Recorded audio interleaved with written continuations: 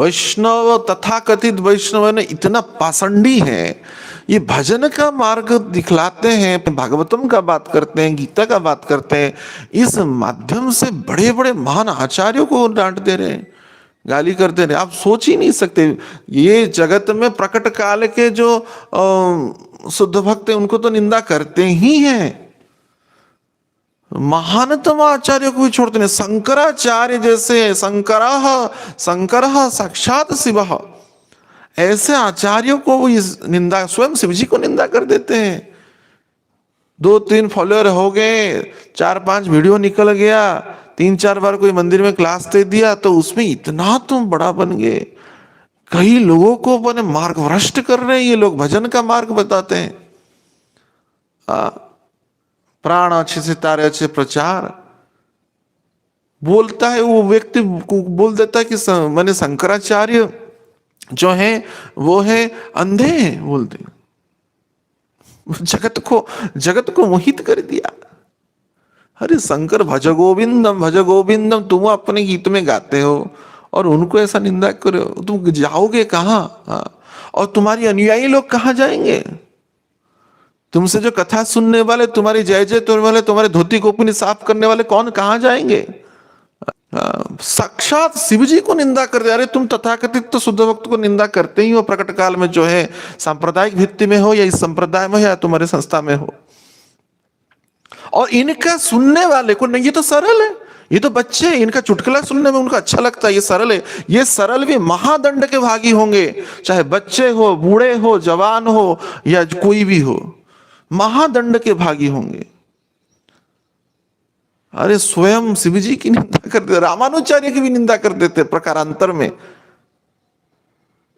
अपनी मत को कि हम दैत्य नहीं, हम अद्वैत नहीं, हम विशिष्टाद्वैत नहीं है, हम तो अचिंत्य भेदाभेद तत्व के अनुयायी हैं और बाकी सबको गोली मारो। अरे तुम खोगे कहां पे? कौन निंदा किया है? महाप्रभु के कोई निंदा पक्ष के पक्षधर हैं? और हम भी यहां पे किसी का निंदा नहीं कर रहे, उस व्यक्ति की निंदा नहीं, उस व्यक्तित्व का घृणा है जो ऐसे पथभ्रष्ट कर रहा है समाज को। और वैष्णवीय दीक्षा लेते हुए उनके पक्षधर तथाकथित गुरु भी उनको कुछ नहीं कहते, बाहवारे गुरुगिरी तुम्हारा। तुम ऐसे चेले को कुछ बोलते नहीं, तुमको पैसा मिल रहा है, तुम्हारे हजारों मंदिर हो रहा है, इसलिए नहीं बोलोगे तुम? जो ऐसे चेलाओं को शासन नहीं करता है, पैसा के लोभ में तुम नहीं बोलोगे, तथाकथित फलोर के लोभ में नहीं बोलोगे, शिव जी की निंदा कर दोगे, आचार्यों की निंदा कर दोगे, वृंदावन धाम की निंदा कर दोगे, वृंदावन के रसिक भक्तों की निंदा कर दोगे, दुर्गति होगा। ये भजन नहीं है, ये पथभ्रष्ट मार्ग है। ऐसे व्यक्तियों को भक्ति विनोद ठाकुर कहते हैं सब कलिर चेला, ये कली के चेले हैं, ये भक्त नहीं, ये वैष्णव नहीं है। कल भक्ति सिद्धांत सरस्वती ठाकुर भी क्या कह रहे थे? ये तो उनका प्रचार धन है, प्रचार के माध्यम से धन संग्रह करना, मंदिर बनाने के बहाने में खुद भोग करना। एक सोफा आता है 30,000 का, 35,000 का, लाखों का आता है सोफा, तुम बैठोगे। एक एसी आता है, ठीक है, अगर अधिकृत कोई साधु हो, माने वैसे योग्यता है तो स्वागत है, ऐसे चरणों में निछावर है। अपरिपक्व व्यक्ति अभी अपूज्या पूज्यन्ते, पूजा व्यतिक्रमाः त्रीणि तत्व भवन्ते वो दुर्भिक्ष मरणम जो। अपूज्य लोग जब पूजित होते हैं, संसार में ऐसे कोरेना आता है, अपूज्य लोग पूजित हो रहे हैं। और ये आश्चर्य की बात है, तथाकथित ये सरल समाज जो है, तथाकथित सरल, ये सरल नहीं है, ये दंड पाने के योग्य, इसलिए पथभ्रष्ट हो रहे हैं। व्यावहारिकता में तो लिखता नहीं कि कोई पाप किए हैं, अरे हम तो आए, हमको क्या पता, हरे कृष्ण हरे राम, जो किया वो किया, हमको क्या पता है, हम तो भजन करने के लिए आए, हम तो भजन करने के लिए आए। अरे भजन करने के लिए आए तो मार्गों का चयन नहीं करोगे? अमुक गुरु का इतना मंदिर तो उसके पास जाके दीक्षा ले लोगे, उसका इतना चला है तो उसके पास जाके दीक्षा ले लोगे? नहीं, अपनी चैत्य गुरु को तो पूछो, परमात्मा को तो पुकारो। कोई व्यक्ति को चयन करने से पहले, कोई संस्था को चयन करने से पहले, कोई मार्ग को चयन करने से पहले, तो ये तो सरल है, अभी के लिए तो सरल ही कहलाएंगे। ये लोग तो प्रकट पाप को नहीं किया, नहीं ना अपराध किया है, उनको तो चुटकुले प्यारे हैं, उनको तो चुटकुले सुनना है, उनको चुटकुले सुनना है। भाई सुनो चुटकुले, जाओगे वो अंधा जाएगा गड्ढा में, तुम भी जाओगे गड्ढा में। यह नहीं जो रामानुचार्य को पथभ्रष्ट कह दे, शंकराचार्य को अंधा कह दे, उस पे कुछ छोटे छोटे पुस्तक लिख ले, उस पे भी क्या अपूज्या पूज्यन्ते। भक्तिविनोद ठाकुर यहाँ पे कह रहे हैं ये सब अमंगल है। अमंगल समुद्र पार, ये अमंगल का समुद्र पार कर रहे हैं, भवसागर को पार नहीं कर रहे हैं। भक्तिविनोद ठाकुर पूरा मूलोत्पाटन किए, विभीषिका को उत्पन्न किए।